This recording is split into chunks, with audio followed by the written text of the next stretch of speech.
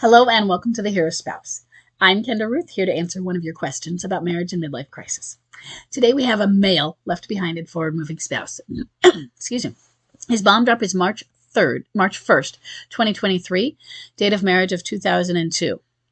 She still lives at home, and he says she's a high-energy replayer. He says, my wife is at home, and she's been trying to get me to move out or do nesting. And I'm assuming you're talking about bird nesting, where each one of you lives at the house with the kids, and then you switch so that the kids aren't moving to the other parents' places, but the parents move back and forth. Now, as a co-parenting thing, I do like that. I agree with you, however, though, on what's coming here. I'm not planning on leaving. We live in separate parts of the home with our sons who are 17 and 15. She mentioned that she's seeing someone, and she leaves for days at a time when she's off work. She does come home and considers our home her home. She said that if I don't leave, she'll file. I fear she'll move the affair in if I leave. What do you recommend? So, first thing, she has made you a threat of filing if you don't leave. And you are right. You don't leave. That's her actions. So sometimes when we say, it's on you. If I file, it's your fault because I told you how to get me to not file. I mean, seriously. What, she's not going to file someday if you do leave? What, if I don't leave, if I leave, you preserve our marriage by not filing for divorce while sleeping with someone else? Really? I mean, it doesn't make sense, right? And you're right. Don't leave your house. Don't leave, don't leave, don't leave. And your sons are old enough. If they were 2 and 5, let's say, and you were actually getting a divorce, and whether mutual or not, but it was going through, I love the bird nesting thing. It's healthy for the children. But that's not how it is. So no, you stay put. If you can get her to leave, say, yay, you know what? You want out of this house. I get that you're living in separate parts of the home, but how does that work? I've always wondered about it. Does it just mean you have separate rooms, but everything else is still like a home? Does it mean there's a line down the middle? Does it mean she has an apartment upstairs and she doesn't interact downstairs? Or you? I mean, when you say separate parts, is it just the places that you sleep are separate? Or are you in a home where one side of the home or one piece of the home is where she's allowed to be and you're allowed the other part? Whether it's unofficially allowed, but maybe you respect these boundary areas.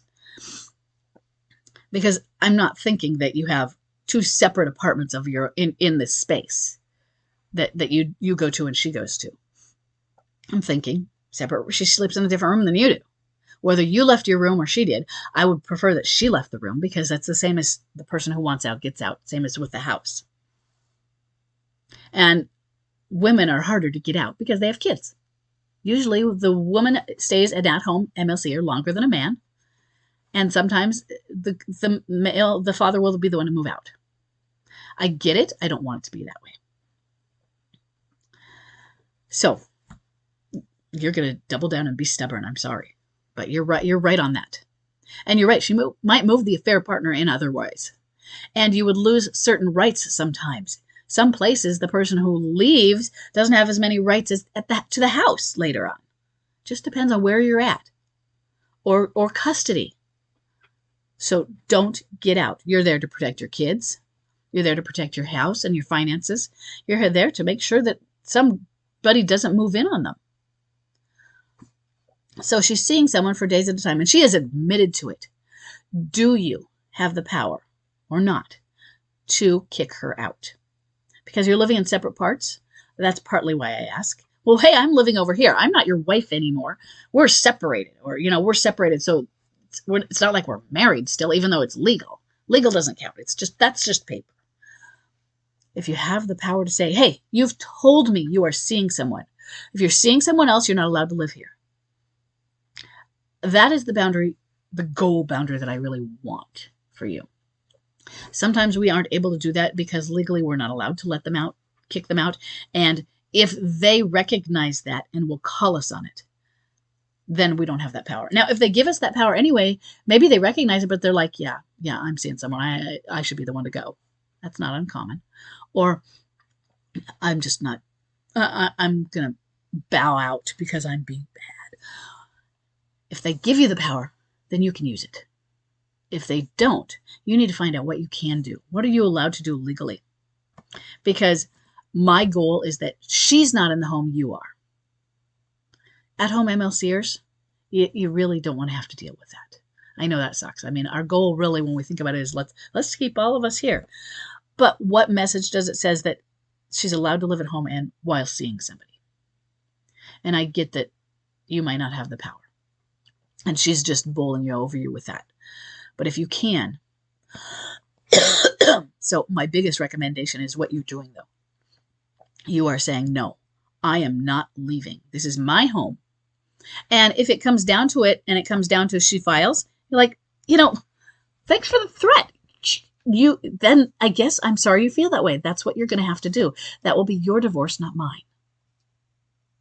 And it doesn't mean that you're not getting divorced also. It just means that's what she's asking for. And you do everything you have to do legally to do. And you might lose in the end. You might not. I mean, you might lose in the end and get the house. You might not get the house. What I mean is, if we divorce, we're all losing anyway. But sometimes you both stay in the house and only one of you gets the house. Or you have to, if you don't have to sell it off, one of you gets it and one of you doesn't. And one of you is forced to move. And sometimes it's not the person who wanted out. That sucks. And so you have to look at everything and do what you can. But you are making a statement.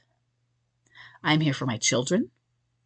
I'm here because this is not the best choice for my life or your life. In other words, for our lives. And this is where I live. This is my home. And I don't want out of this marriage. I don't want out of our house. But you do want out of the marriage. You are the ones stepping out of the marriage. And the house is part of the marriage. If you want out, then you can get out. And if you're going to threaten me with filing because I won't leave our marital home, well, then that's what you're going to have to do. I'm sorry you feel that way, and I'm sorry you're going to do that. But seriously, you think that it would be logical for me to leave our marital home to avoid you filing? You're not making any sense. There's a truth dart. Okay.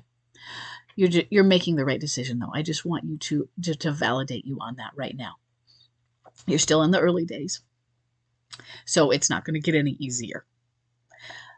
But your decisions, your instincts right now are spot on. And that gives me some comfort that you know what you're doing and you know how to set that boundary, because it's, hey, I'm not leaving my house. Keep up the good work. Okay. And I will see everybody in the next question.